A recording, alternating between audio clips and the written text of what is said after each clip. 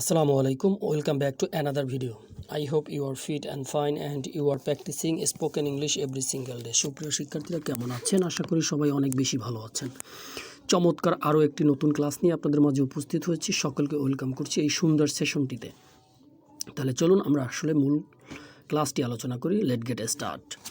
Go to sleep early. তাড়াতাড়ি ঘুমোতে যাও।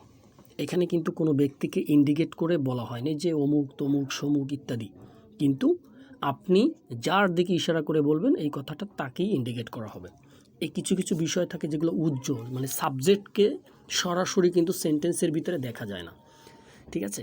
তাহলে গো টু স্লিপ আর্লি, তাড়াতাড়ি ঘুমোতে যাও।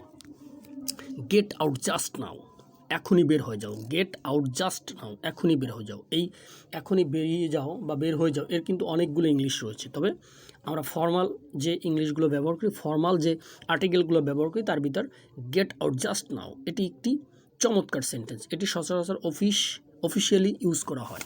আরও অনেকগুলো আছে, গেট আউট মুভ নাও, এরকম অনেকগুলো ব্যবহার আছে।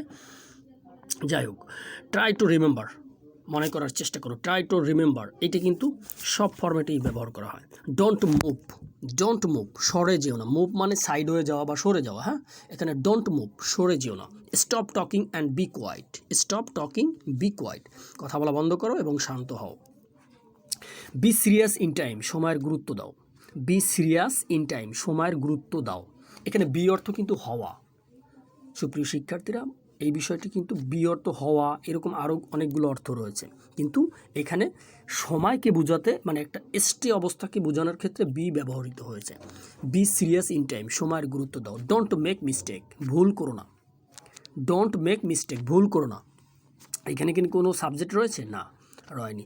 যখন কোনো সাবজেক্ট থাকবে না তখন সেই সেন্টেন্সটি আপনাকে পজিটিভ ভার্ব থেকে ব্যবহৃত হবে। মানে পজিটিভ কিন্তু একাধিক পজিটিভ আছে, মিনিমাম 10 থেকে 15টা পজিটিভ ভার্ব রয়েছে, যার থেকে তার ভিতরে লেট, তারপরে মেক, এগুলো সবচেয়ে বেশি ইউজ হয়। হ্যাঁ, ডোন্ট মেক মিস্টেক, ভুল করো না।